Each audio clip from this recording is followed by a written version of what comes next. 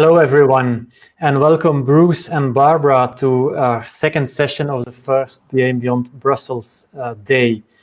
And you are both an example of what I mentioned during my introduction, that we now have the ability to show more international speakers from different locations around the world in our lineup. So that's great. And it's a topic that I think is also really relevant for a lot of BAs. We do a lot of work, we do a lot of analysis work, we know our stuff, but we don't always are able to get it across to management especially. There is also some kind of tension because these are managers. It's kind of, you get higher up physically in the building, there is a thicker carpet on the floor. It's all those things kind of make you feel, how am I going to survive this? So I'm really looking forward to hearing your tips on working with management. Barbara, the floor is yours to start with. Thanks so much, Philip. I'm really happy to be here. Good morning, good afternoon, good evening to everyone who is joining. I know there are people from around the world, and I'm so pleased to be here. Thank you to all the organizers of BA and Beyond. It's really been well done. And as Philip said, I think it's the reason it's so important for us to think a little bit about how to talk to executives is because as analysts, we do have a lot of information, and we've done some deep critical thinking, and we have a lot of important information that our executives actually want to know, but sometimes we are hesitant to share it, or we're a little bit afraid to talk to them.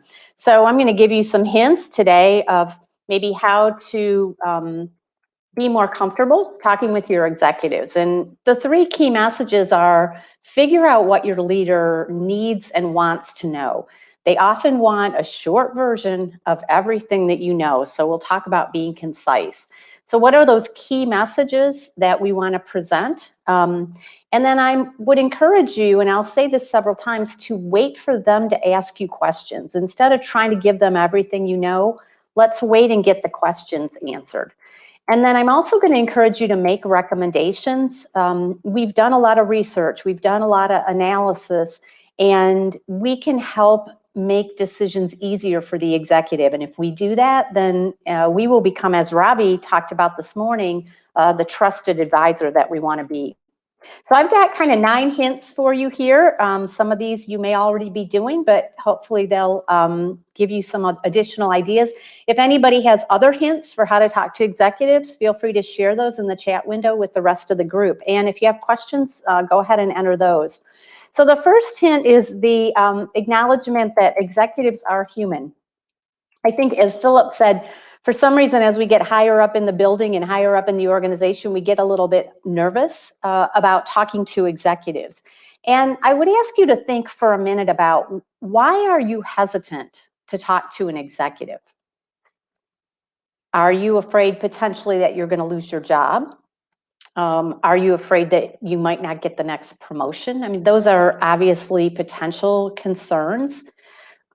But as I think about it, for myself, I think it's more often I'm afraid to say something that might make me look foolish, or, you know, for some reason I think this executive is smarter than I am, and I'm not going to come across as smart as I could be. That's the fear I think that we want to try to work through. You have very valuable information to share, and executives do want to know. If you've got a good idea, they would like to know about that. So we have to really look at them as humans. And one of the reasons I think that we do struggle is because we as analysts think a little differently than a lot of executives think. So I wanted to just highlight a couple of the ways that we think differently. The executives, of course, have a lot of things going on. They're very busy. Yeah, Bruce, they have tough personalities. They want concise, clear, useful information, right? Don't give me a lot of extra details, just cut to the chase. I've got a lot of other things to do. They want to know what the business value is. What is this going to do for the organization? What is it going to do for me? Sometimes they want to know, well, how it's going to help them personally, because they also are ambitious and want to potentially move up.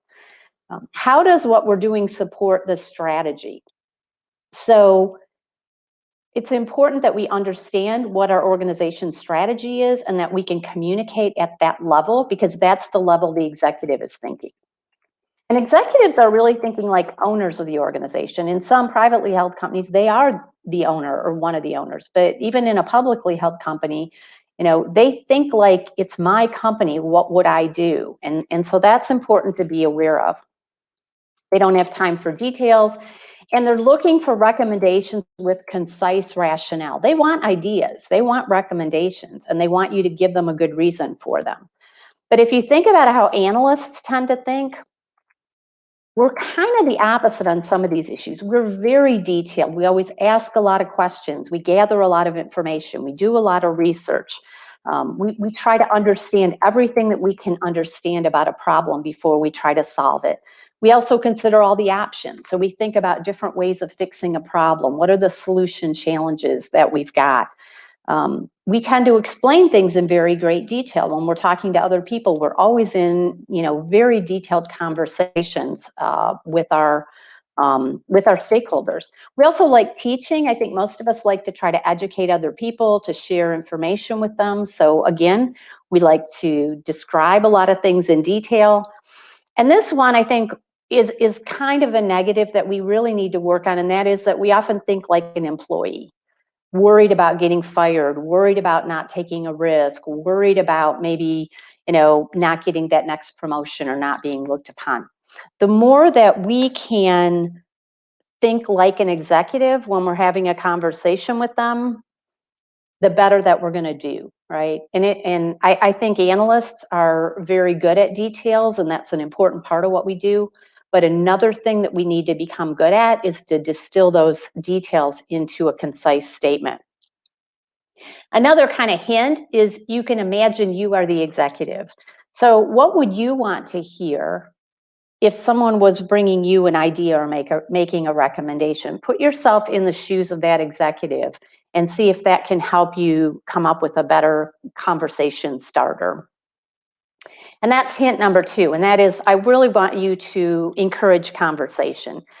Any opportunity that you have to talk to executives in your organization, you should take advantage of, because it would be great to develop a bit of a relationship for them to kind of know who you are, and to talk about things that are important to them. The good thing is, as analysts, we are pretty good at conversation. We talk to stakeholders all the time. And the best way to start a conversation is to ask questions. So if you can ask questions of an executive and get them to start to share what they're thinking, it'll give you a chance to get to know them a little bit better and be more comfortable when you're talking with them. And ask strategic questions, right? Ask them how things are going at the strategic level of the organization, because that's the level where they're thinking. And plus, you'll get an opportunity to learn more about what's going on. Volunteer ideas, feedback. Again, don't be hesitant to make suggestions or give them some feedback, especially, of course, positive feedback is a good way to build better relationships, is to tell an executive if something recently happened that you thought was really good, the way the company handled something, or the way they rolled out a new product, or you heard something good in the marketplace. Those are all nice ways to have a conversation. And then encourage them to ask you questions. What are they, they may ask, how's your project going? And don't just say, it's great. Tell them some detail about it, some small, interesting information that would help them understand better what you're working on. And then also, don't be afraid to ask for support. If there's something that could help you and your team do better, maybe there's a new tool, or you want to go to a conference, or you want to join IIBA, don't be hesitant to ask for that, because that's going to make you more productive for the organization. I also say, don't be afraid to email an executive. Now, you don't want to do this all the time, obviously, but if you have a specific reason for a message, you should feel comfortable doing that. It might be something like, thank you for letting me go to BA and beyond, for 2 days. I got a lot of value out of that. Now, when you do this, you obviously want to copy your manager, make sure you're not trying to hide anything from anyone. You want to make emails very brief and concise and engaging, and end with an offer to have a conversation. So instead of writing a long description, say, I would love to talk to you about this if you're interested, right? So open the dialogue for them. This particular example about a conference, I worked with a BA who asked her management if they would pay for her to go to the BBC conference, the big IIBA conference that we have every year. And she was allowed to go and really enjoyed it, and ended up writing like a 3-page email to her director about all the things that she saw and all the people she met. And I was like, oh my Lord, the executive's not going to read a 3-page email, right? What we want to do instead is we want to send something very brief, make sure the subject line is very clear. Great conference last week. Thanks so much for supporting my attendance. It was great. I made some great contacts and got ideas for our current project. I'll be happy to talk with you about the value I gained. Short, sweet, to the point, positive, and offer the opportunity for information. So be very, very concise. You're much more likely to get someone to actually read your email, because I feel pretty confident that the 3-page email was never completely read. Even I kind of struggled when she sent me a copy of it, because she was then frustrated. She sent this thank you message to her director and she never heard anything back. Well, the director probably didn't have time to read that long email. Another example, when I say ask for support, I talk with a lot of people who say, oh, my company won't pay for IIBA membership. Well, have you asked, right? Again, this is another thing where you want to be short and to the point. I'm asking for reimbursement to pay for my membership for IIBA. Here's the price. And why? Why am I asking? Well, when I save 3 hours of my time in solving a problem or more clearly communicating, we've already received a payback, and I'm confident I'll save more than 3 hours of time. Short, to the point, and end with, let me know if you would like to discuss this, right? So the executives appreciate when you ask for things or thank them for things or give them feedback. They also appreciate it when they can get ideas from you. So if you have an idea, you want to feel comfortable that you can present that idea. And the hint here is to think of the idea as a gift. I found this picture, which I loved. In non-COVID days, when we were all working in the office, you would oftentimes see people bring in maybe vegetables from their garden. So imagine that you have a garden in the summer and you've grown some squash, and so you have some extras you want to bring in to share with the group. As you're walking into the office with your squash, you see someone and you say to them, hey, would you like a squash? Right? You're offering a gift. If that person says no, thank you, you don't get personally offended. You just go on to the next person. Maybe they don't like vegetables, or they don't like squash, or maybe they have their own garden, right? There's lots of reasons why somebody might not be interested. You just move on to the next person in the office and say, hey, would you like a squash? And you'll find someone who wants it.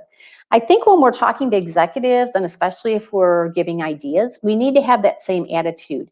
If they don't get excited about your idea, don't take it personally, and don't let it prevent you from giving your other ideas in the future. If they don't like the idea, okay, move on. Oftentimes with an executive, their first thought, they may not like it, or they may look somewhat interested. What you really want to do is watch their body language, their facial expression, and see if they look like they might have some questions about it. Oh, that's kind of interesting. Maybe I'll, want to hear more about that. I have an idea for improving the quality of our customer data. Say your idea briefly, and then wait and listen and watch for a reaction. Silence is very powerful. So if you kind of offer this idea up and wait and see, you'll get the reaction, and then you'll know whether there's more conversation. And if the executive appears interested, then you might offer for next steps. I'll be happy to spend a bit of time looking into the possible benefits, or would it be all right if I spoke to Jamie about this idea? Or do you think this is worth my researching further? What you're actually asking for here is you're asking for permission to spend some time doing some more research on a particular idea that you've looked at.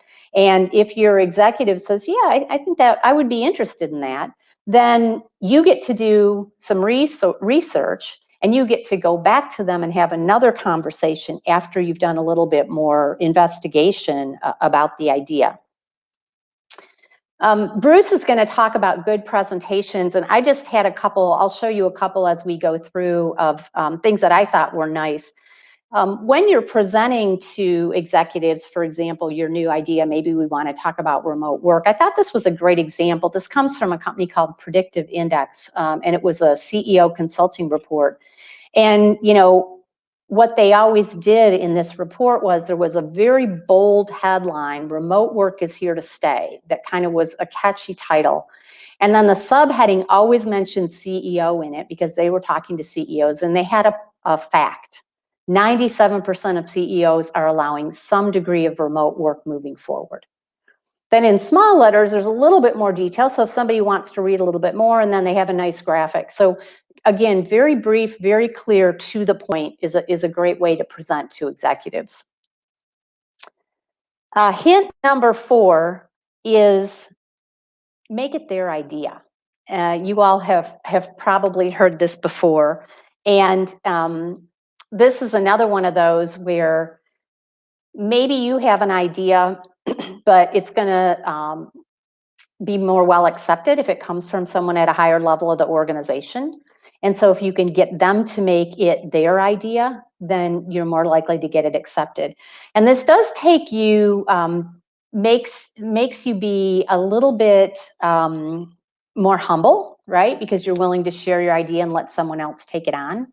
How do you do this? Well, you might say something like, oh, Mike said something that made me think of this idea. And so you're kind of giving Mike credit for the idea if you're in a meeting. Or you might say, I heard Mike talking about this the other day, and here's what I sort of understood that he was suggesting. So any way that you can kind of help make them almost a partner with you in the idea. This one I thought was interesting, again, from that Predictive Index report. Most CEOs overhauled their business strategy in 2020.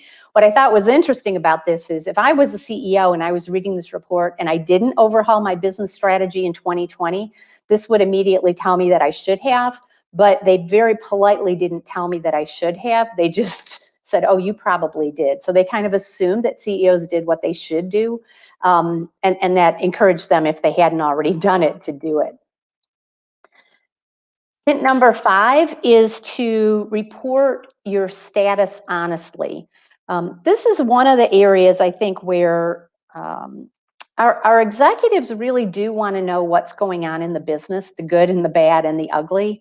But they oftentimes are not told some of the bad and ugly things that are going on because people don't like to give bad news to their executives. But you really need to be, and if you want to be that trusted advisor that we talked about earlier, you really want to be the one who's honest and straightforward. So, you know, it's just like when you give anyone bad news, it's good for you to give the bad news, sort of get it out of the way, and then also have some maybe good news or a solution to follow it. So I might say to my executive, Mike, I've got bad news. A tree fell on your car. The good news is I've already contacted the insurance company and they'll be out to tow it for repairs this afternoon. Right? So I've delivered the bad news, but I've also already figured out what the solution is and I've delivered that news. So if we go with a project problem to an executive, we should be prepared to also go with the solution so that we can say, hey, this didn't work out the way we thought, or this isn't going the direction that we need, but I've got a way for us to get back on track. One of the things that I do in my consulting work is I track my work in great detail. I actually track by minutes of how long I spend for a client work, and you can see kind of a detailed graph there. But when I report it to my client in an invoice, I report it in a very simple way. So I've got a lot of detail, and if they ever ask exactly what did you do with those 12 hours, I can answer that. But when I present it, it's very simple and high level. And this is really, as a BA, what we want to do is we want to do our work in a very detailed way, but then we want to communicate it in a more simple way, especially to executives. I included this slide just because I like the idea of these heat maps. or different visual ways of reporting status where you use the size of the box. In this case, my paperless billing project is my #1 priority, so I made it the biggest project on my status report. I also like the colors with the green, yellow, and red because it's really easy to see, hey, this general ledger report change in red is blocked for a user decision. So if I need the executive to act on that, they can do that. So be clear, be concise, and be very honest about what's going on. Don't try to hide the problems. You will definitely not build good rapport with your executives. Hint number 6 is aligning recommendations to strategy. This is really important. The executives are very focused at a high level on what the organization is trying to achieve. So if you're a for-profit company and shareholder value is important, or your net profit is important on a quarterly basis, then anytime you can talk about the work that you're doing and tie it to that strategy, you're going to get the executive's attention more. If you start talking in the weeds about details that don't directly tie to the strategy, you're going to lose an executive. And the way that you can talk about strategic alignment is that you have to really know the strategy. I always encourage analysts to be very on top of what your company's strategy documents say. What's the mission? What's the vision? What's the 5-year plan? What are we trying to achieve? So that you know how all of your work aligns with that strategy, where you fit in, how you're advancing the company's goals. And then you have to be able to explain that in a few words. So you have to be able to say how what you're doing today is helping advance that strategy. And when I was thinking even this morning about, how we're all, a lot of people going to Agile are writing user stories. The thing that we really like about user stories is that last clause that says, what is the business value of doing this particular activity? We always want to talk about value when we're talking to our executives. And when we talk about helping the executive make a decision, again, you want to do what you normally do in analysis, which is understand the problem, have a recommendation, but you want to do them in very short, concise ways. So state the problem as you understand it in 1 sentence, state your recommendation, I would say max 2 sentences, and then state the business value expected. What is this going to do for the organization? Again, very brief. This is going to increase our profit margin. This is going to decrease our costs, right? And then wait for the executive to ask you questions. If they're interested in your idea and they want to know more, they will ask questions. That's where you can present all the detail that you know about the particular topic. So an example, I might say, I know our long-term strategy is to expand to other states. This feature would allow us to more easily handle various state regulations. 1 sentence that says, I know what our strategy is, and this thing that I'm recommending is going to support that strategy. And that's it, right? And then wait to see what the questions are that you get about why, or what that would cost, or what kinds of problems might align. I threw this in here. Many of you have seen this, the Scaled Agile Framework. And I love the Scaled Agile Framework, but this is a terrible presentation to try to convince your management to use this. It's just way too busy. A better one that Scaled Agile has put together is this one, which if you look around the outside of this, actually, if they got rid of the middle, it would be even better, right? This is what executives want to know. I'm going to have 10 to 50% happier, more motivated employees. I'm going to have 20 to 50% increase in productivity, 30 to 75% faster time to market, and 20 to 75 defect reduction. If you say those things to an executive, you're going to get interest in how do we go about doing that.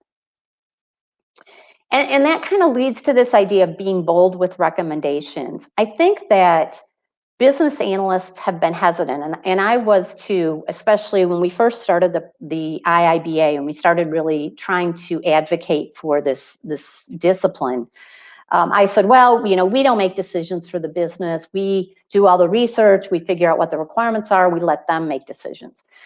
But what I've come to realize over time is that as we're doing all our research and as we're eliciting requirements and talking to lots of stakeholders, we do recognize what the best way to go is. We do see what the best solution is because we've got all the information, and we need to be more willing to make a recommendation to a stakeholder, whether it's an executive or one of the stakeholders on your project.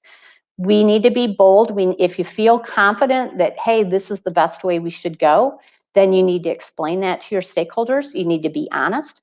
Now, obviously, it's still their decision, but we are the ones holding all this valuable information and have done the deliberative thinking, the critical thinking to really come up with ideas. And we do have very good ideas. So when you present your recommendations, I love to use any kind of cost benefit analysis, business case analysis, because it always, again, takes us back to what are the benefits to the organization? What's the business value? It's also important to talk about risk. So I use oftentimes a one-pager like this, where I try to lay out very briefly what are the benefits, the costs, the risks, and then what outstanding questions I have. So I recently was working on one of these for an organization where we're trying to convince them to hire an additional business analyst, which is one of our favorite things to do. So, 3 or 4 bullets about what are the benefits going to be of this additional analyst. 3 or 4 high-level costs. We know it's going to cost money. Don't try to hide that. Let's, expose that. What are the risks? Maybe the BA we hire doesn't fit the culture, or we get an internal BA that doesn't like the role. Go ahead and acknowledge those potential risks. And then what are the outstanding questions? What things do we maybe need to do research more on? One of the challenges, I think, of doing business cases is we never have all the answers. We never know exactly what's going to happen. So I think you should acknowledge that there's still some things that are out there that you could do some more research on if the organization wants to go forward and consider this recommendation. And so that one-page business case idea is, again, very brief, very simple, to the point, and then wait for questions, right? I suggest that you appendix all your details. So if you're giving a presentation, and Bruce will probably talk more about this, you can have a lot of detailed information on slides, but don't open all those slides until somebody actually asks you a question. And then it's a good point to go to your details and show that there's some backup for where I got these costs and where I got these projected benefits. If you're asking for funding or approval, you really want to be very clear on what your need is. Don't try to hedge the numbers or say, well, I don't know how much it's going to cost. They want to know, an executive wants to know, what is this going to cost to do? So give them an estimate. It's a ballpark. You can give them a range, but you want to give them some idea of what the cost is. And then again, why do you need it? What is the value that this is going to do to your organization that they should invest the cost? And again, tie that to your high-level business drivers that executives will relate to. We think that this investment will decrease costs and increase net profit by X percentage or by X number of dollars. Again, approximates, these are estimates, but it's really important to give the executives some idea of what you think they can expect from this. And then I say again, wait for questions. Let the executives ask you. You find out a lot of interesting information when executives start asking you questions, because they may be thinking about a completely different aspect of this recommendation than you are.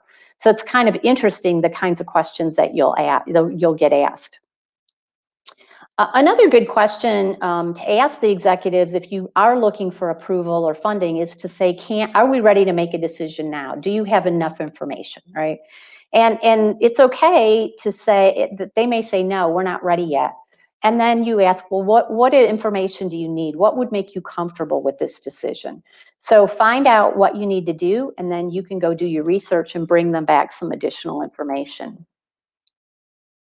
So hint number 8 is really kind of something that I've been saying all along, and that is this idea of distilling information. I think that we as analysts really need to work hard at this. It's very difficult for us to do because we learn a lot of information and the executive only wants to know the conclusions. So I would say, as you think through this, don't tell them how you learned the information. I've seen BAs who say, oh, I talked to John and I talked to Mary and I talked to Robbie and I got all this. The executive doesn't care how you went about doing your work. They want to know what were the conclusions. Don't talk about how long it took you. Oh, I've spent 3 months studying this and I worked overtime and I spent the weekend last week. Again, they don't really care. I don't want to say they don't care, but it's not important to them how long it took you. What are the conclusions? And don't make excuses that you could have done even more research, because we always could do more, right? So don't say, well, I talked to 3 people in the department. There were 3 others I could have talked to, but I didn't get a chance because I was really busy, la, la, la, right? Get to the point, get to the conclusions, distill to the essence of what the executive wants to know, and then again, let them ask questions. Do not show your recommendations in something like this. Look at all these options that I looked at and how I laid this all out and how I completely analyzed it, right? And obviously, one of the ways you'll know if you're doing this is if the executive looks bored, right? Or in a lot of cases, executives just kind of end the conversation and walk away because they don't have time to go through a lot of detail. So if you see that kind of boredom or disinterest, that's a clue that you're not getting to the point quick enough. And I'm going to lead right into to Bruce with kind of this idea of practicing our presentations. So we want to, if you're making a formal presentation, really think through, what are you hoping for? Are you trying to get a decision? Are you trying to get some funding? And then prepare a professional presentation and have the details ready only if you are asked. I think one of the things that's kind of interesting is that we sometimes we prepare our documents and our requirements documents as if they're going to be presented to an executive committee when they're not. So we spend too much time on, the details. Did we get all the lines straight in our diagrams? Is everything perfect, right? But when we're going in front of an executive, this is where you do want to do that. You want to use that perfectionism tendency that some of us have to really focus on what the executives are going to be interested in and making it look really professional. The other thing I guess I wanted to mention too, as we're thinking about, having these executives available to us, is stay on top of what the organization is dealing with this month or even this week or this quarter. If the company has had a tough month, maybe revenue was down in the last month, you should pay attention to that, because if you hit an executive up asking for a big investment right after there's been a really bad financial month, it's very unlikely you're going to get that funding, right? So being sensitive to what's going on both in the company and in the industry. Of course, we all had the example in the last year of the pandemic where people were, more under stress. Executives are concerned about their company's viability, maybe because their products are not selling. It's not the time maybe to go in and say, hey, let's launch a brand new project and do, a whole bunch of investments. On the other hand, when the company is doing well, things are going well, maybe profits are up for a period of time, that's a really good time to go in and maybe suggest, hey, we've got this, really successful revenue going. Sometimes we tend to think everything's going well, we don't need to change anything. But actually, when things are going well, it's kind of the best time for you to maybe initiate business analysis community of practice or center of excellence, or to get a requirements management tool, something that will help you be even more productive. So really pay attention to the same things that executives are paying attention to. And as you pay attention to what they're paying attention to, you will be more in sync when you have conversations with them and be kind of talking along the same guidelines. So Philip, I hope I didn't talk too fast, but I kind of went through my hints pretty quickly, but I'm really anxious to have some comments and some questions from the group. So we have some time for that. Yes, absolutely. Thank you. And looking at the questions and comments, people definitely liked the presentation and the tips you gave. One of the first comments was by Bruce. They often have tough personalities. Is it actually true, or is it rather a perception of us? That's a great question, Philip, and Bruce, thank you. It does take, I would say, a bit of toughness to be able to move to a high-level executive position. I mean, you have to be pretty strong. You have to be assertive. They are people who have made suggestions, pushed things through in the past. So I think they are tough personalities. I think that they want to see other tough personalities, and BAs don't tend to be as tough personalities. And so we have to kind of adjust the way we behave, and we have to be more assertive about being confident in our recommendations. Okay. And another remark from Bruce, good advice, put yourself in the executive's mindset, which I agree with, but which makes me think it's kind of hard because I am not in that seat. I don't have the habit of thinking at that level about the organization. So how do I make that happen? Yeah, it is hard. I would say, and a lot of people I know are involved with organizations outside their company. So if you're involved with your church or your kid's school or some other organization where you maybe are more in a leadership role, that will give you some experience of knowing what it's like. You know, if you're the head of your neighborhood association and people are constantly complaining about the fence gate being broken, then you know what it's like when you have people coming to you with problems all the time. And that's a lot of what executives feel. People are coming to them with problems, but they're not coming with solutions. So the more that we can come with solutions and we can try to understand what it must be like in their role, you know, think about how many people they have reporting to them. Sometimes thousands of people who all have maybe some gripes or complaints. If you're not the one who complains, the better. Okay, good point. Another comment by Sarge, I feel like ego is an important factor to take into account in communication with executives. That can be both the executive's ego and your own ego. Yes. Any comments on that? We all have egos, obviously, right? And we all like to feel like we're doing a good job. And so anytime that you can give feedback to an executive that you feel like they are doing a good job, they love to hear that. That will definitely endear you to them.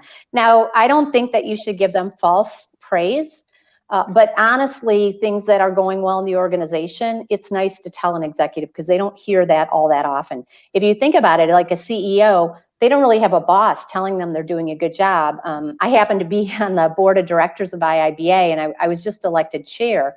And what I realize is that we kind of beat the CEO up all the time. We don't like compliment him because that's not our role, right? So these executives don't get a lot of positive reinforcement from their bosses. So if you can give it to them, I think that they really appreciate that. And then, as I said, with the letting an executive sort of take your idea, that it requires you to kind of let go of your ego a little bit, and that can be a hard thing to do. But, you know, think about it's going to be for the good of the company, and long term, it will help you because you've built a relationship. You want to be very careful that you don't talk behind the executive's back and say, hey, that was my idea, not his. That's not going to be beneficial because that potentially will get back to that executive. So you do have to be very careful of people. Nobody wants their feelings hurt. Everybody wants to feel like they're doing a good job, and people are trying to do a good job. So I think the more we acknowledge that, the better for everybody. Yeah, okay. Then a question by Jan Willem. What if they appear not interested and you want more attention to convince the manager? Well, I do think that if they're not interested, you're probably not going to get very far. And I'm not sure that continuing to try to dump more details and more arguments. I mean, it's like anybody, if you're arguing with someone in your family about something and they don't agree with you, you know, the more you argue, it doesn't get any better. So I think you offer the idea and then you walk away. Now, what you might find is that they think about it over time and then come back to you. Because if you set a couple key things, and again, if you tie everything to what the business value is going to be to the organization, they will have a hard time just dismissing it. Hey, if that really is going to increase our profit margin, maybe I should look at that. But don't push it, because if they're not open to it at that point, you're probably not going to get anywhere. You could try another executive. Yeah, absolutely. And then Patrick has a question. Whatever happened to appreciative inquiry? Is that still around? Is that useful in preparing your conversation with C-level executives? What was the phrase, Philip? Appreciative inquiry. Appreciative inquiry. I'm not familiar with that phrase. So I don't know the details myself. It's a technique to get additional information from people. It's like building on listening skills, letting right. I mean, inquiry, asking questions is one of the things that BAs are really good at, right? That's what we do all day long. So I also think that anytime you can ask an executive a question, that engages them. And the more that they're engaged, the better for everybody. So asking questions, maybe, again, you have to think high level from their perspective. What would be something that they would like to tell you about? If you knew there was a recent board meeting, you might ask them, hey, what do the shareholders think about what's going on with our bottom line? You might not know a lot about that, but if you ask them, they would probably enjoy talking about that. So anything that you can get to engage them, I'm not sure, if that's appreciative, but I think it is. Thank you, Patrick, for entering that. Yeah, and then maybe a final question that I have myself. It requires us to think more strategically. And you mentioned also that we have to summarize information really in the very high level points that we want to make. But I find it sometimes hard to find the right balance between being at a high level and not becoming fluffy in your communication. Good question, Philip. You're right. We don't want to just talk concepts and not get down to something concrete. So I think it is good that we do include details about a particular topic. It's just that we don't need to complete them all, right? So maybe pick one key thing that you think really highlights how we're going to support the strategy and give that example. And then you can say, that's just one example. And if they want more, they'll ask you, right? So yeah, I think, we don't, and BAs don't like to have fluffy conversations. We like to talk about facts. We like to talk about really detailed, concrete things. And I think that's great. I think the executives appreciate that.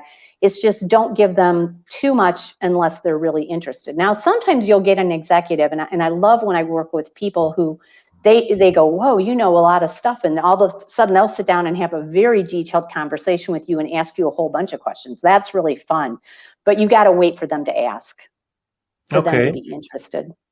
Okay, wonderful. Thank you very much. Very positive feedback in the comments, so that's great.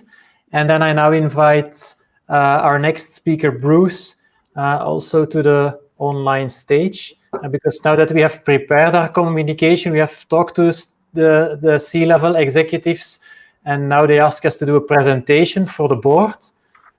That's the next step, I guess. Bruce, the floor is yours. Thank you, Philip. And I'm very honored to follow Barbara. And I think she gave a very excellent foundation today for the presentations on how we interact with executives. As Philip mentioned, I'll be talking to you about a specific use case, how to prepare for a presentation to an executive board or a group of leadership. This could be a steering committee. This could be a general leadership meeting, but we're going to be using the boardroom as the stage that we're going to use this use case. So I want to also tee on one of the things that Barbara mentioned, and I thought this was one of the best takeaways that she gave, was be bold in your recommendations. I would even modify that to say, be confident in your recommendations.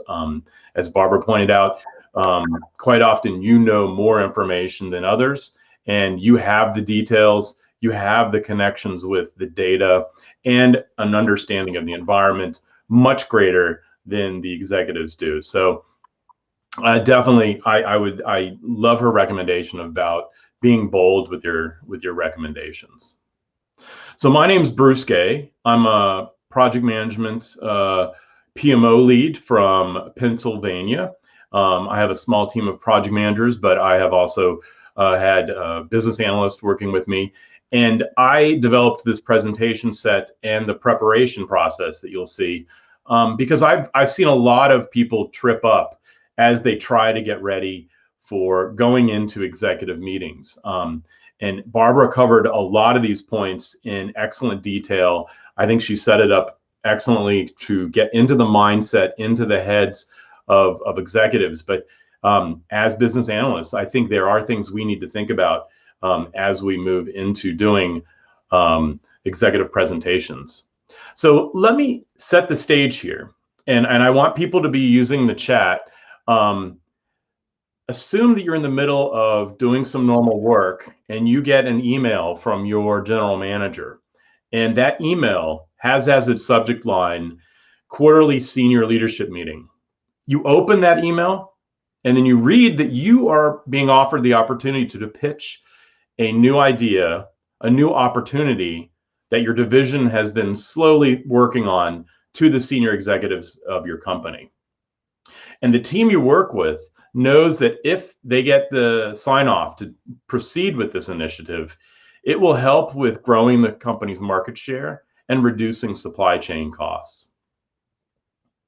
Now, I know that often things start to happen when we think about our presentations, and not only is your reputation on the line, but the hopes and dreams of your team are as well.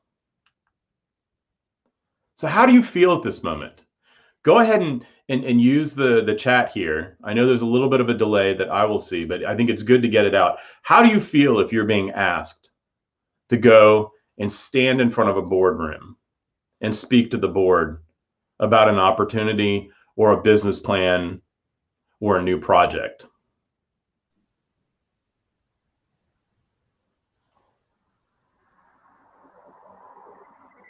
And simultaneously, take out a sheet of paper or type this on a document. We're going to be doing a follow along here in this presentation. I want you to sort of think of what is a case that you can use when you return to work after the BA and Beyond conference. What is a topic that you would want to speak to or need to speak to, a business case with an executive? And it needs to be something real. So write down that topic now, because we're going to refer back to it throughout this presentation. So I'm not sure if you're seeing the comments, Bruce, so I will read them aloud for you. Okay. Valerie saying she would be feeling nervous but enthusiastic and full of ideas. Excellent. Sarah would be overwhelmed but also excited. Yep, good, good. Martin would be nervous. Pierre-Philippe would be stressed to provide the right info. And Sarah would feel super excited. Super excited. Good, good. So this is normal. And as humans, we're being asked to sort of step in front, and it is a stressful situation. We will feel conflicting emotions. We'll be both energized and stressed at the same time. And I think it's sort of represented here with the lady in this picture. But if we prepare these presentations and take the time, you're going to feel more relaxed, assured, calm, and ultimately you'll walk out of that boardroom with some relief. And so those are all very, very common emotions. And you may think, why is it important for business analysts to learn the art and science of presenting to an executive audience? I think Barbara pointed out that there's definitely there's benefits in getting to know your leadership better. There are this will increase your reputation and recognition within your company. People will start coming to you as well. Your influence will grow, and ultimately being able to get up in front of leaders and in front of executives will allow you to grow your career. Now let's talk a little bit about the board environment. It is unique. I think we can guess how that is, but if you're able to speak publicly and provide ordinary presentations, the boardroom is going to require you to change and adjust how you're doing presentations. Barbara mentioned some of these adjustments. I think that she had very, very succinctly mentioned that there needs to be summarizations, there needs to be use of colors, there needs to be some sort of graphic call out, and then follow on data. The boardroom is the expression of raw decision-making power. That is the whole purpose of the boardroom.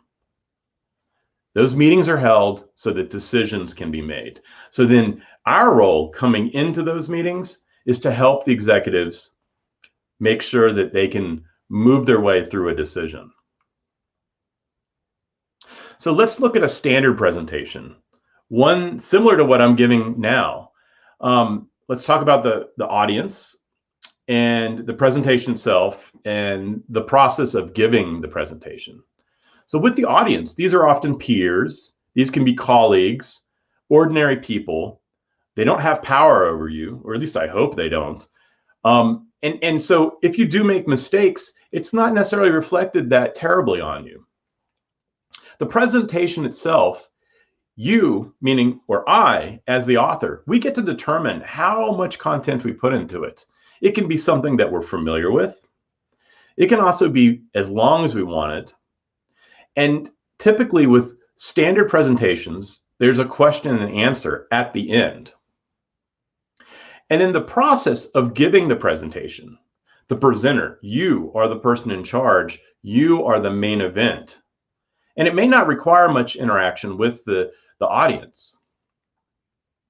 Now, when we look at what is in place for executive presentations, it's quite different. And I think Barbara mentioned some of this. Let's look at the audience. These are type A personalities. They're going to be time pressured. They actually have the ability to fire or promote you. So there's a little bit of a different dynamic there than just a general presentation and a general audience.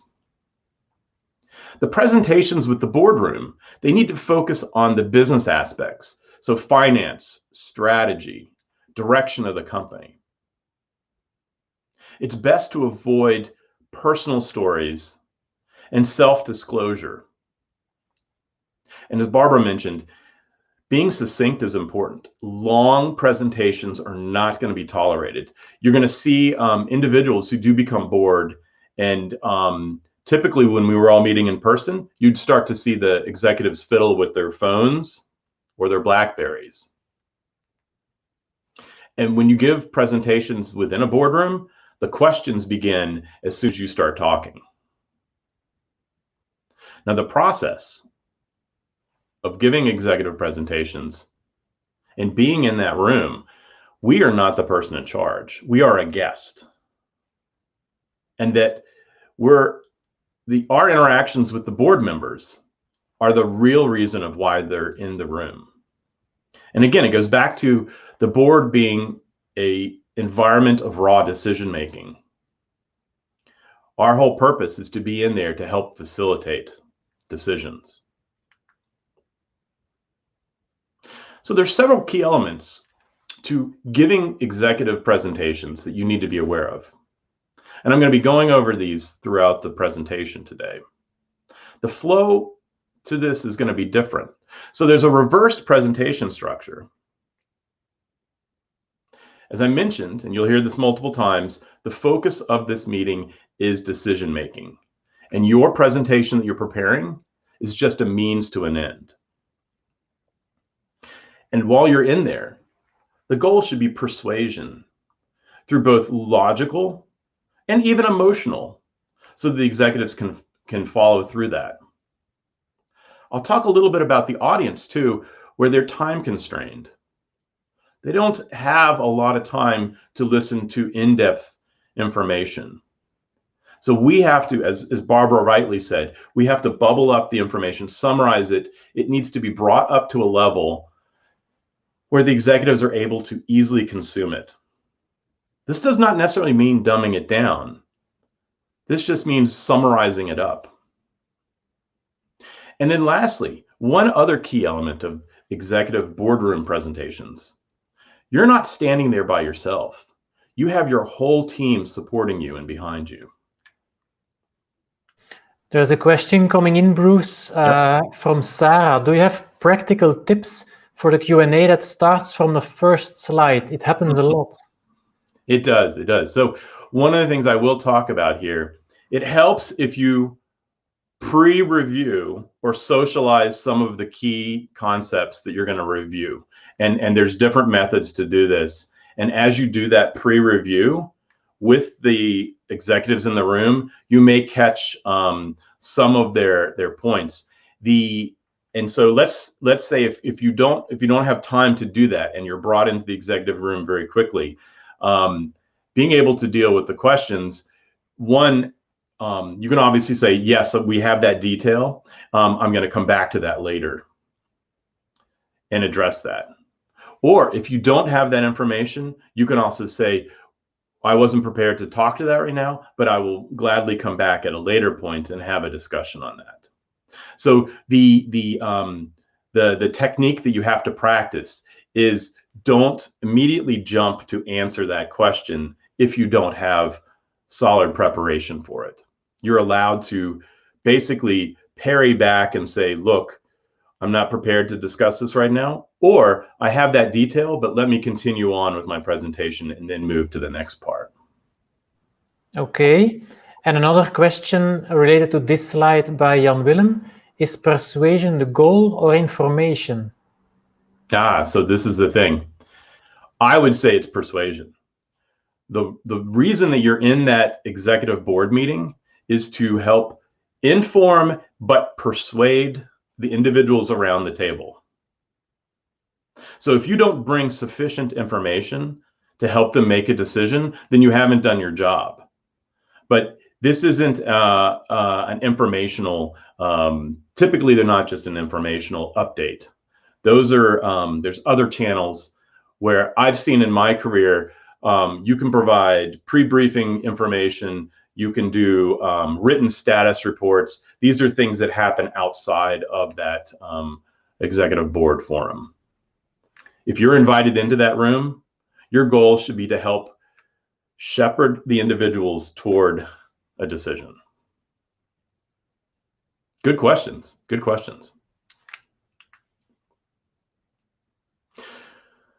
So what I want to share here is the ordinary and standard presentation structure that we have.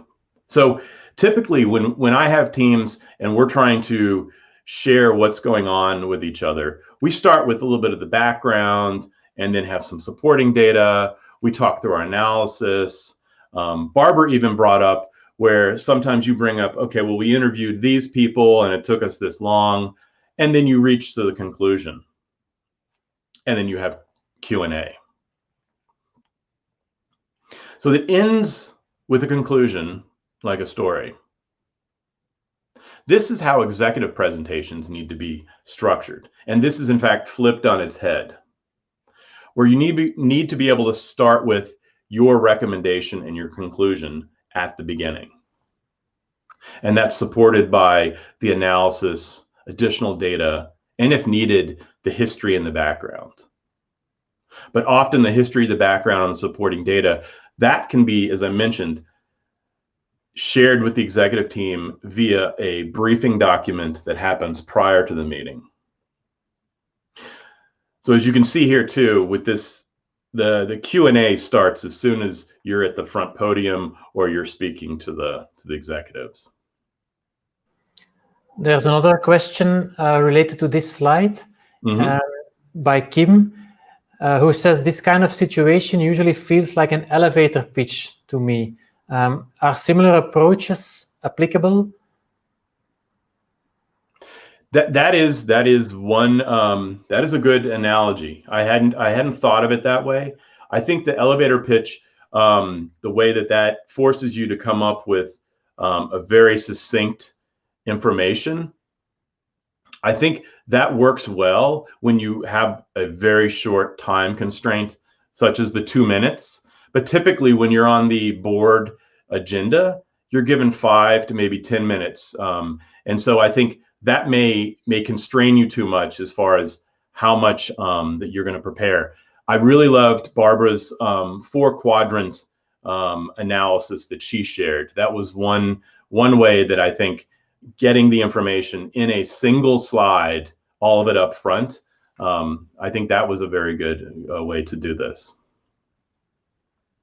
So good question, Kim.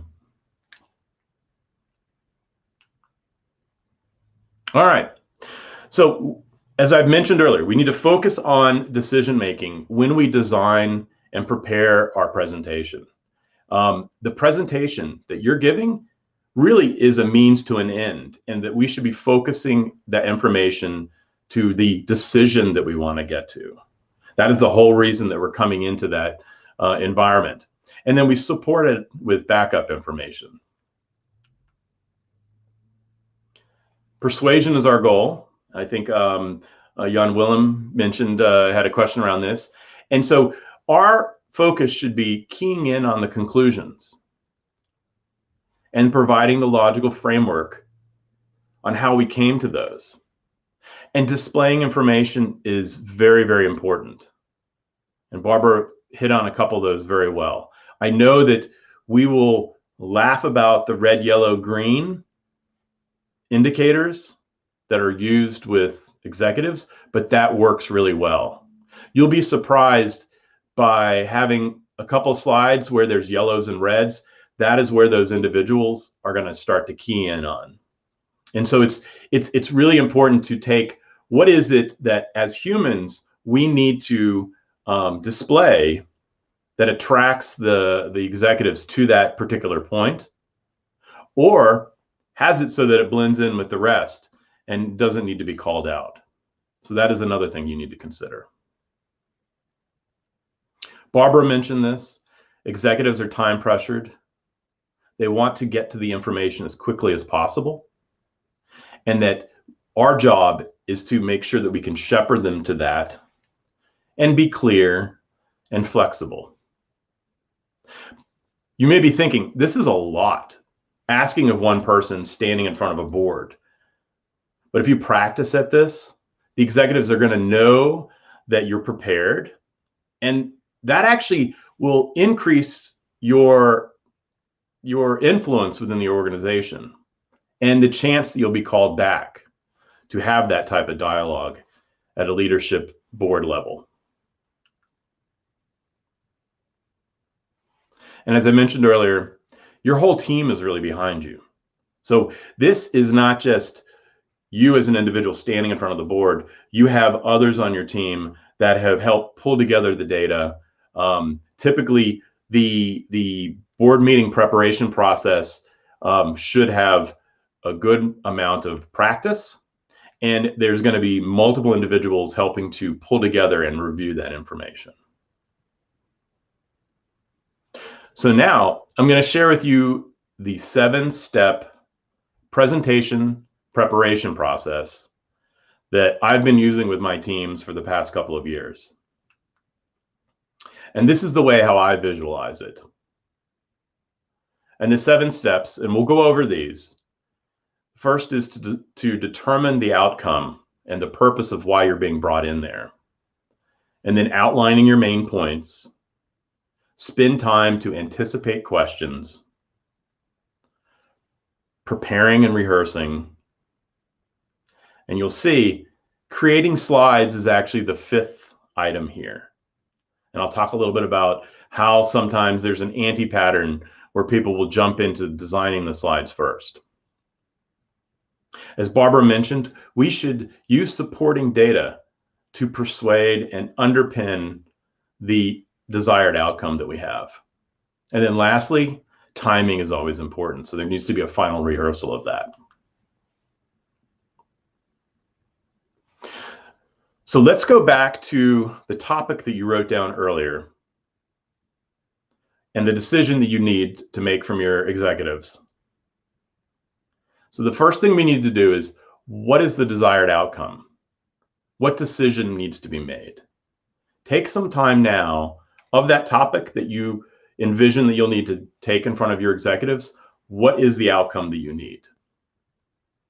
Do you need, as Barbara mentioned, the approval to hire additional business analysts? Or do you need a project approval? Or is this a business case that needs above a certain funding level. So then you need to have your board of investors to go through and approve and sign off on that level of funding. Think about what information you will need the executives in the room to make for that decision. Jot that down on the piece of paper that you have too. And then lastly, begin thinking about what are the pathways to guide the individuals in the boardroom toward that decision. So one tip I want to tell here is you've got to be able to focus on the bigger picture. I think Barbara mentioned this very well, in that you need to tie back to the business. It needs to be a business problem, something that executives, their minds are always thinking about the financial or the business or the markets. They're not necessarily going to be into the technical details. Now, I do have to admit, there are some executives who are technical from their backgrounds, and they may want some in-depth examination. I would encourage, before you go into the boardroom, having that review with that individual. If they want to get into the deeply technical topics, have that and get that finished before you go in asking for everyone's approval. Because at that point, you can get that individual to say, yes, I understand the architecture, I understand the data flows, I understand how this fits in with our broader strategy, and they'll be shaking their head with approval during that meeting as well. And then the second is, always keep in mind, is how can this decision be a win-win? You need to be careful too of understanding some of the politics that are happening within that room. And to be able to get to that, what you need to do is you do need to have some understanding of the individuals that you're speaking to. You need to understand your audience. But in understanding your audience, you can then talk to them and guide them to that decision where it's going to feel like it's a win-win, both for your project teams as well as for the executives. They're going to walk away feeling like they're going to be investing in the right direction. They're confident in the teams. And then your teams will be obviously happy that they've been given a go-ahead for new initiatives.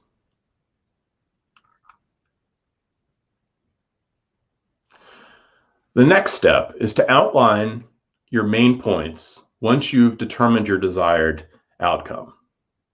Now, since this is sort of a thought exercise, write down 2 to 3 main points on your sheet of paper that you would want to discuss with your executives.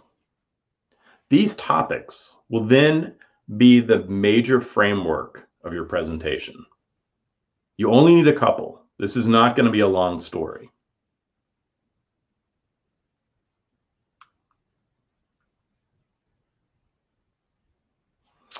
Anticipate questions. So we've talked about this a little bit. My advice here, and this is what I give to my teams as well, is once you have your goal of why you need to be in that room and your outline, you need to start anticipating some of the questions. And the way I do this is how I do it and how I instruct others. Knowing the individuals around the boardroom, you start to role play. Put yourself in their shoes. I think Barbara mentioned this too. Know your audience. You need to know, what is your CIO? What is his or her hot buttons? What is your chief marketing officer going to need? What will your CEO? You need to be able to understand, where will they raise questions? Now, there's always wild cards here, and you shouldn't spend too much time trying to get to the hundreds and hundreds of questions, but you need to at least start thinking about what this is. Now take the presentation topic that you've been writing on a piece of paper. Brainstorm 2 questions that you think you might need to address.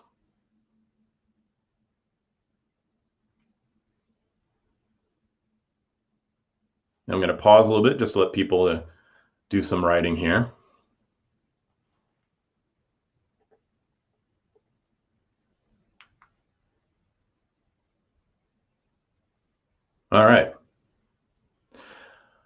So at this point, you should have a goal and a desired outcome of the meeting.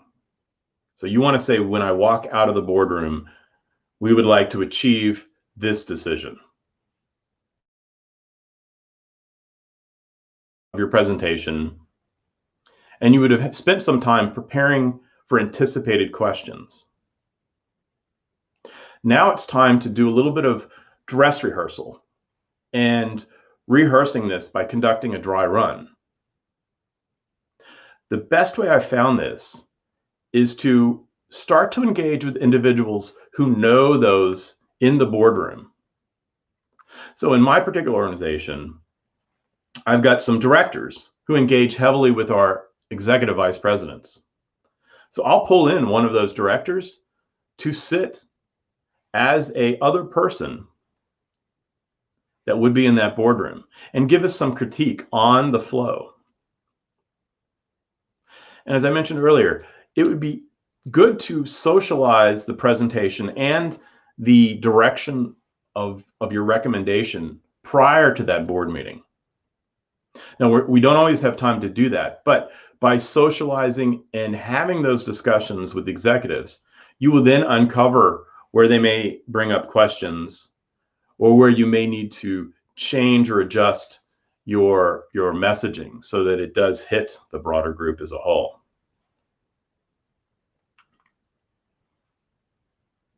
And now, at this stage, you start to create your slides.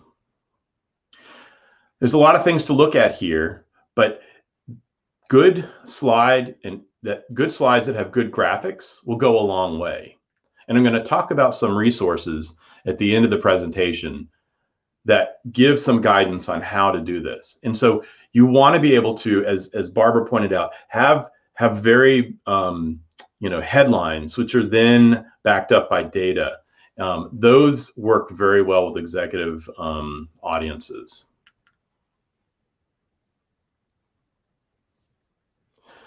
And then the next stage is figure out how you can use your supporting data to persuade the room. And what I'm showing here is sort of the flow on how I do my normal presentation. So again, I start with a conclusion and recommendation. I point out why I'm there in the room. I then go into the analysis. And then the evidence are slides that I have that I may not necessarily get to, but are there in the background. And then I will summarize and then repeat the recommendation that I started at the beginning. This whole package needs to be short. It needs to be condensed. And you also need to make sure that the messaging that you have is memorable.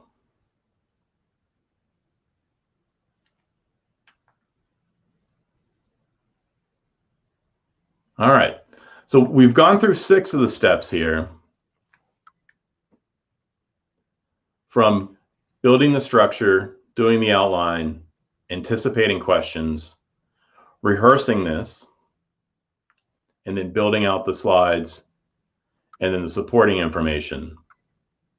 Now, what you've written down on paper in this thought piece you have, are you finding that what you've written down is a different approach to what you would?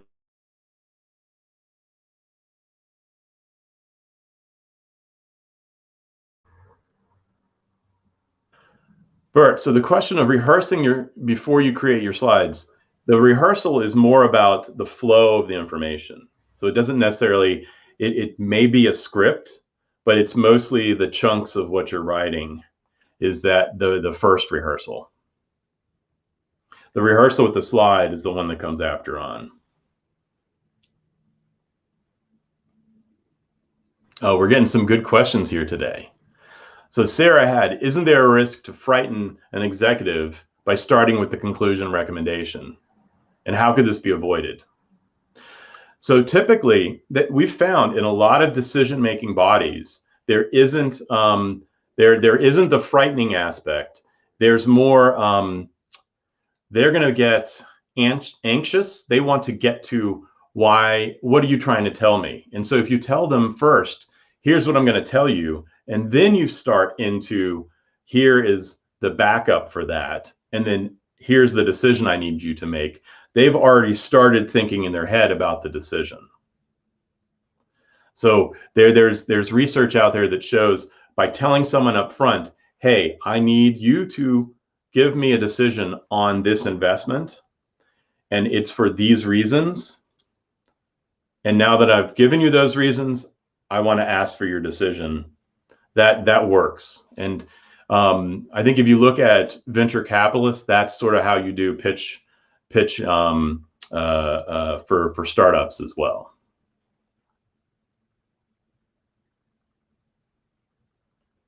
So I'd love if anyone puts in the chat, as they look at what they've written down on paper, is this much different than what you've would normally do for your executive presentations?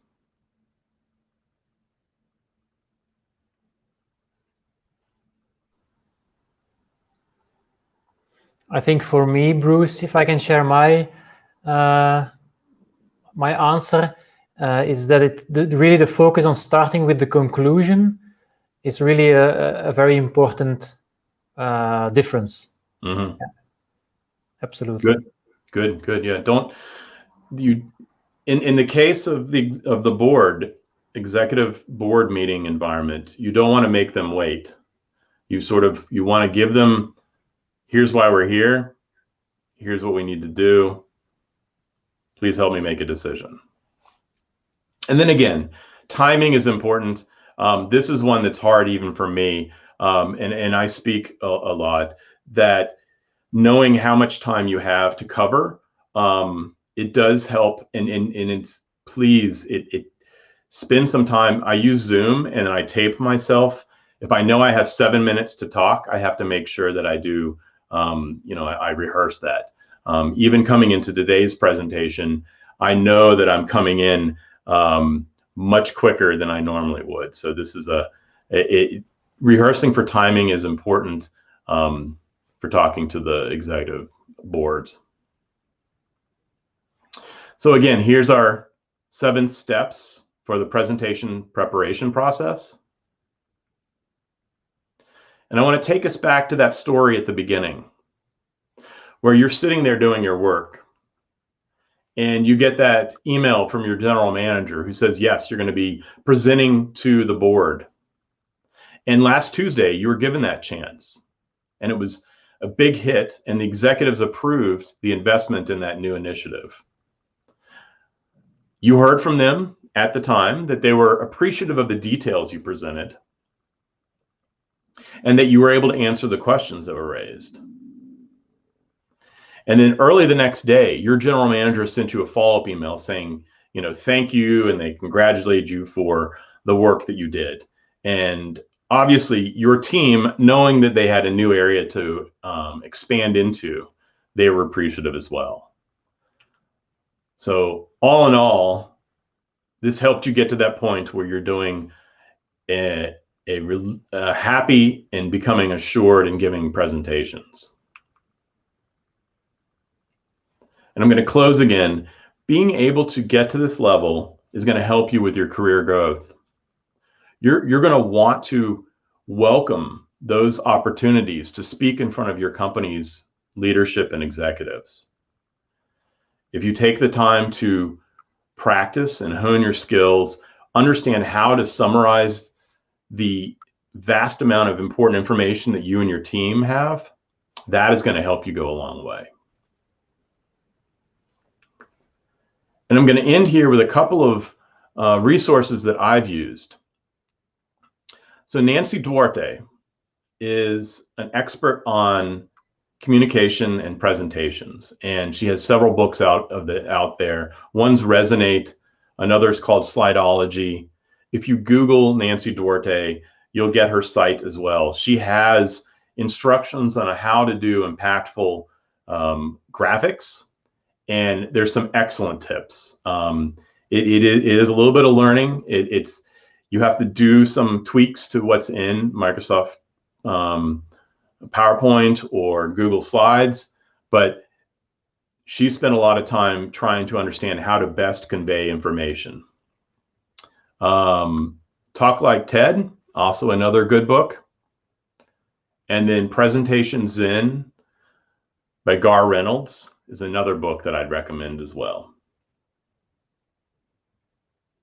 So thank you today for letting me talk to you. I have a monthly newsletter. Feel free to sign up for it. It's at brucegay.com.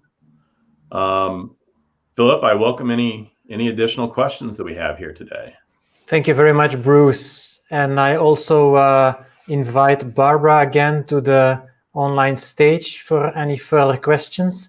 We've had some feedback from Saartje, who says that her presentation would now be much shorter.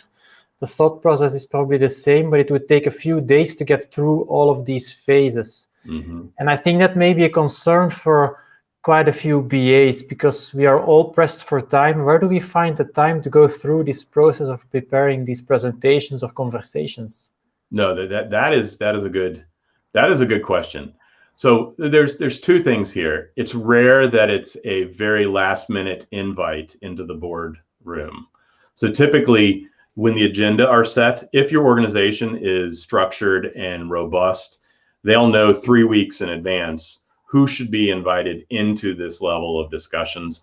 Typically, there's even a 6 to 8 week advance notice. Mm-hmm. And I think that will give you some level of confidence to work through this, do the rehearsals and the practice.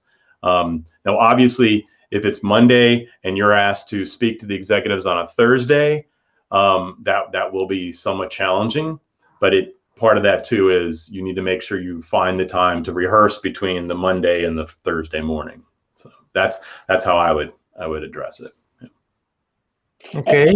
Bruce, great presentation, and I totally agree with you. And you oftentimes don't have a lot of time, so it's not like you have to prepare an hour presentation. If you've got 7 minutes or 10 minutes or whatever, it's not a long presentation. It's going to be more the questions. And you need to have confidence. You've done the research. You've thought about this. When you get hit with the question, you're going to be able to answer it. So I don't think it's as long a preparation time as it might be for speaking, like at a conference where you've got 45 minutes or an hour that you have to, fill. It's really about finding that conclusion, that key elements that you want to talk about, and then preparing around that. Yeah. The other thing I was going to say, Bruce, and I see another question Valerie has, is starting with the conclusion. It seems so opposite of what we're used to, but we have one director on our board. As soon as every conversation starts, she says, "What do you want from us? What are you asking for from us?" Mm-hmm. She wants to know, is this going to cost money? What is this going to imply for us? Tell us what you want. Mm-hmm. So that is what executives want to know. Good point. Yeah. Yeah. Okay. Another thought by Jan Willem: shouldn't you practice the same way for other audiences as well? Would it be beneficial, for example, for a BA audience, an audience of peers, to also present in this way or prepare conversations in this way? So I've got, I think there's elements you can reuse, but you really need to understand your audience. And so let me give an example where I had to present about a project manager persona to UX designers at a conference. And I had to think about, what is it that designers need to hear from me? And how do they misunderstand my profession, or what do they make assumptions about? And so I, as a presenter, I know that business analysts, there's a bit of humor. They like humor and they like details. They're comfortable. They're awesome listeners. So there's a very different audience than the type A, time constrained, tell me what I need to do type of executive. So there's you can use elements, but you need to understand who your audience is. Okay. Any thoughts on that, Barbara? Yeah, I totally agree. I think that one of the things that's kind of been surprising to me on the board is that a lot of the directors, they don't really want details, and they don't ask detailed questions. And sometimes at the end of a topic, I feel like, wow, they didn't really get it. They don't understand all the details, right? but they want the high level. Is this going to, result in our case, better member support, member value? What are we going to get from it? How long is it going to take? And what's it going to cost? And if they feel satisfied that those answers, and they believe that they've been derived in a logical way, they don't need to know a lot of details. Whereas BAs would never be able to leave a meeting without knowing every detail of what you did. So different audiences definitely require a very different preparation. So it's really like, if they don't ask questions about the details, they actually trust us. They have confidence in that we will pull it off. Absolutely. Yeah. Absolutely. And that can be, it can be a little odd because afterward you can feel like, wow, I did all this work and they didn't even ask, right? But if you got what you were asking for, if you got approval or funding, you succeeded. So you have to feel good about that. Okay, good tip. Then a question by Ravi. Do you think persuasion could be taken in the negative sense? Isn't it sometimes better to guide leaders for their decisions and chip in only when you are asked for advice? And so that's kind of the balance between being an advisor and being a decision maker, I guess. Barbara, you want this one first? Sure. I think there is a fine line there, but I do want to encourage business analysts to be more, as Bruce said, as I said, bold, and you said confident, Bruce. I think we've been too reticent in the past, holding back, when we actually do sometimes know what the best thing is for the organization. And so we have to be willing to express that and not wait for somebody else to come to that conclusion. I don't know. I mean, I don't worry ever about BAs becoming too salesy, because most of us are not. We don't like to sell. We don't like to push things. So I don't think we're pushy. I think persuasion is more about how can we give you the right facts so that you can see things the same way that I see things. Yeah. Yeah, I would agree with Barbara. I think the risk of becoming salesy or flashy is it's not a high risk. I think this is more, take the moment. You honestly, you know more of the environment and the business than you may expect. I mean, there's a lot of expertise and wealth that you're bringing to the boardroom, or even discussions with the executives. So yes. Okay. And then there is a suggestion by Dave. Have a great visual instead of 7 slides of bullet points. So I guess that ties into making sure that you have a very short and to the point key message that you bring. And if you can pull it off with 1 slide, that's actually even better. Yeah, and that's hard. I mean, it is, if you get good at this, part of the process is removing slides, knowing that you've got the core message and that it is clearly communicated. And the last thing executives want to see is a slide full of bullets and text. The graphics, the 4-quadrant that Barbara shared, things that will have some sort of color relevance, that is much, much more important. Keep the data and the tables in the backup. Okay, wonderful. It's about time to close the session. So thank you very much for this very useful advice, both for talking to and presenting to stakeholders higher up the hierarchy in the organizations. I think it was really useful with a lot of tips and tricks. And of course, after this session, we have another networking moment in the networking area where people can join in and maybe ask you a further follow-up question if they like, and where the sponsors still have a few giveaways to offer to attendees as well. So thank you, Barbara. Thank you, Bruce.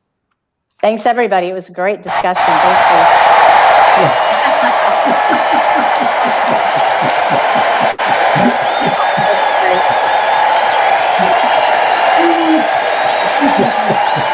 That's awesome.